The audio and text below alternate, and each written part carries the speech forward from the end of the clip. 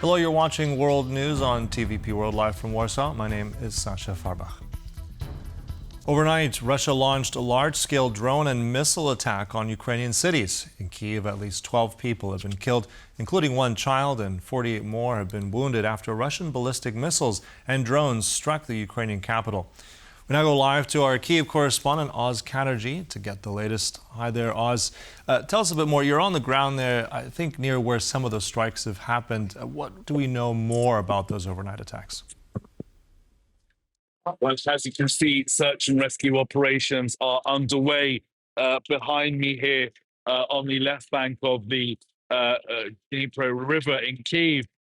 Now, the Ukrainian authorities reported around 598 drones were launched by Russia in the overnight strikes, at least 11 ballistic missiles and 20 cruise missiles. So really a busy night for the Ukrainian air defense working throughout the night. As you said, 12 people reported killed, at least 48 people reported injured, one child among the fatalities. However, that number may continue to rise throughout the day. There may be more people trapped under the rubble. Search and rescue workers are very busy behind me clearing some of that rubble, and there are medics on scene on standby for any casualties that may be here. So look, another really difficult day for the Ukrainians. The EU delegation building in Kyiv was also reportedly damaged in this attack. That's drawn strong criticism, including from the Polish Foreign Minister Radek Sikorski, who said that Putin is making a mockery of the European Union and of the US peace process. Now, President Zelensky has also released a very angry message in the morning, releasing a statement asking specifically by name for Hungary and China to react to what is happening, saying, we expect a reaction from China to what is happening. China has repeatedly called for no expansion of the war and for a ceasefire. This is not happening because of Russia. We expect a reaction from Hungary.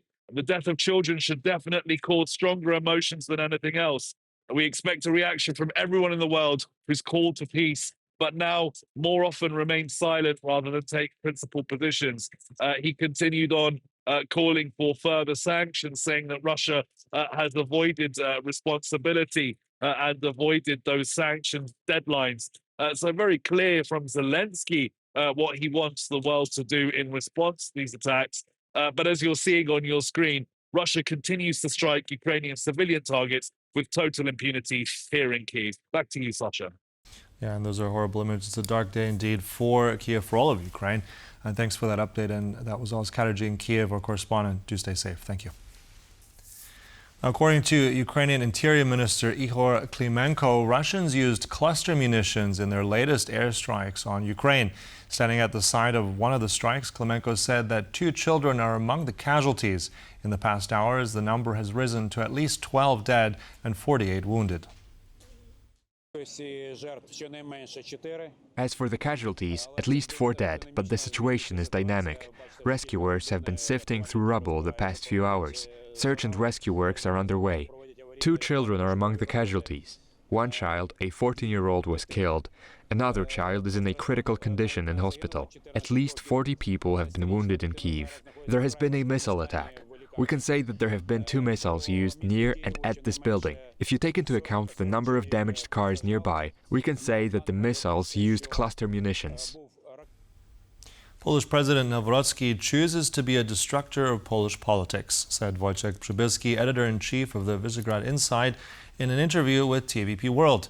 Przybylski said the president vetoed the law extending financial support for Ukrainian refugees in Poland just to oppose the government. He's using the constitutional facade in order to try to undercut the politics and democratic legitimacy of the government as things stand in Poland. And Poland is a parliamentary republic. President has unusually strong position for a parliamentary republic, to the point that some people say this is semi-presidential. But the president may play only a constructive role or a destructive role to the government policy. And he can be constructive in a sense of pushing things forward and creating more ambitious policies, or he can veto and block. And he chooses, apparently Mr. Nawrocki chooses to veto and block and to be the destructor of the Polish politics. And to what end? In the given circumstances, to what end? On Wednesday, Moldova celebrated its 34th Independence Day with French President Emmanuel Macron, German Chancellor Friedrich Merz and Polish Prime Minister Donald Tusk in attendance of the festivities. Speaking at a concert Wednesday evening, the leaders reaffirmed their support for Moldova's sovereignty and its future accession to the EU. The visit came just a day before campaigns began for September's parliamentary elections, which are marred by claims of Russian interference targeting Moldova's pro-EU government. As the sun set over Chisinau, thousands gathered in the streets to celebrate Moldova's Independence Day. Among them were the country's pro-European President Maia Sandu and leaders of EU member states. Our common goal is Moldova's accession to the European Union.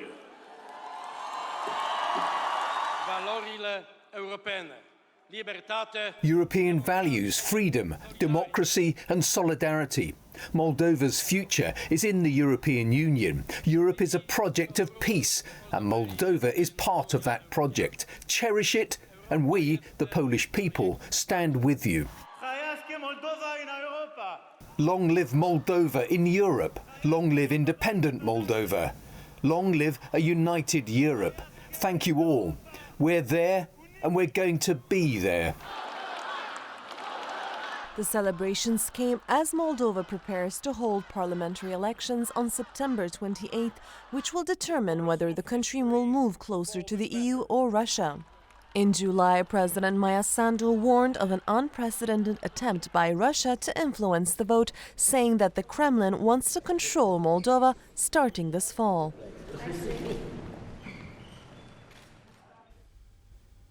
Germany is now home to a new Rheinmetall ammunitions plant, which is set to become the largest of its kind in Europe once at full capacity. The opening ceremony of the factory was attended by German officials, the CEO of Rheinmetall, and NATO Secretary General Mark Rutte. As Europe enters an era of militarization, compelled to do so by Russia's ongoing invasion of Ukraine, Europe's largest arms producer, Rheinmetall, is opening a new facility that will become the biggest ammunition plant once at full scale.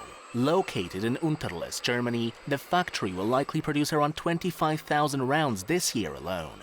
That figure is expected to rise an astounding 14 times by 2027, with annual capacity reportedly reaching upwards of 350,000 rounds. The opening ceremony of the ammunition plant, attended by Germany's defense minister and vice chancellor, as well as Rheinmetall's CEO and NATO Secretary General, proved to be a perfect place to reassure of Berlin's commitment to supporting Kiev. Obviously, Germany is the biggest supporter of Ukraine after the US, and our role will become even more important in the months and years to come. So there's nobody I know in the world who will ever doubt our commitment in supporting Ukraine. Mark Rutte also stressed that discussions on security guarantees are still ongoing, despite scarce messaging about the process since Monday last week. This is detailed, difficult stuff. You have to hammer it all out. So the fact that 9 days later we have not agreed on everything is not a bad signal. It means that we are working hard, and I'm absolutely sure we will get there, deciding on the security guarantees, what it will look like with American involvement, US involvement, plus, hopefully as soon as possible, that meeting between Zelensky and Putin. The Rheinmetall plant boasts a total investment volume of 500 million euros. The company's CEO said similar factories could be built at a comparable pace in other NATO countries like Romania, which has also signed an agreement with the manufacturer for the construction of a munitions ignition powder factory. According to Hungarian authorities, oil reserves will only last for up to 30 days if the supply via the Druzhba pipelines is not restored by September. In this case, Hungary will be forced to use their strategic reserves, which are expected to last for a month. As stated by the president of Hungarian energy company MOL, Zsolt Hernady, if Budapest continues to receive Russian oil through alternative routes, there is a risk that refineries will not operate at full capacity. This, according to Hernady, would affect not only Hungary but the entire Central European region. In the event of an interruption in Russian oil supplies via the pipeline, Hungary has the right to import it by sea via Croatia, but it will be much more expensive. Recently, Ukrainian forces attacked the pipeline on Russian territory 3 times, interrupting supplies to Hungary. The attacks were criticized by officials in Budapest, who called them an attempt to drag Hungary into the war. At the same time, Hungarian authorities called on Ukraine to stop attacking the pipeline and jeopardizing Budapest's energy security. North Korea's leader, Kim Jong-un, will attend a mass military parade in China next week to mark the surrender of Japan in World War II. Kim, who rarely travels outside North Korea, was invited to the event by China's President Xi Jinping. Russian President Vladimir Putin will also be at the parade. According to China's state media, no major Western and European Union leaders are among the 26 foreign heads of state and government attending, apart from Slovakia's Prime Minister Robert Fico. South Korea's Parliament Speaker Woo Won-sik is expected to attend the parade. In the United States, 2 children have been killed and 17 other people wounded when a gunman fired through a stained glass window into a Catholic church during Mass. The shooting in Minneapolis ended when the attacker took his own life. A candlelit vigil was held for the victims of a mass shooting in Minneapolis that's rocked the community. The gunman opened fire as school children and parishioners gathered for Mass at the city's Annunciation Church on Wednesday morning. I heard something like really loud, like I thought it was fireworks in the church, and then I saw the shooting, and I was like, oh my gosh, I'm so scared. And so a teacher led me downstairs to like the preschool classroom. And so I went there, and me and my friend Cece were just praying. The children who died were aged 8 and 10 years old. 14 other students and 3 pensioners were wounded. They are all expected to survive. Officials have described the attack as incomprehensible. This was a deliberate act of violence against innocent children and other people worshiping.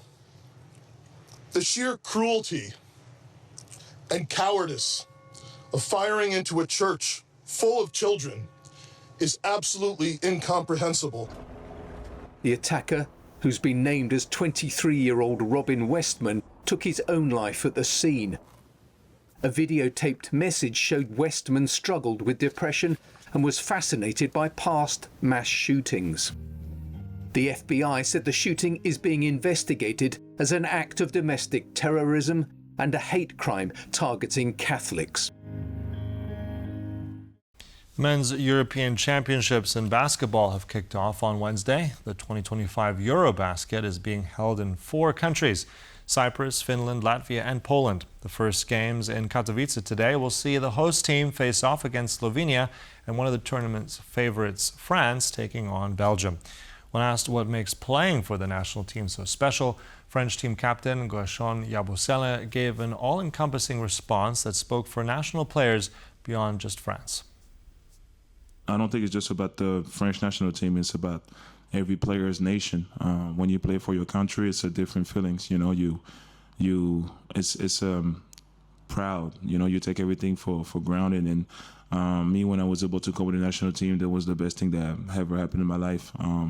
We talk about it with players. You know, when you win a title with your club in a season is amazing, but winning with your national team is a completely different feeling. You have every people in your country, not just the basketball fan. You have everybody in your country watching you and want your success. So it's always a different feeling when you put on a French jersey. That's all for this World News Update here on TVP World, but stay tuned for more news and comedy right here. Bye-bye.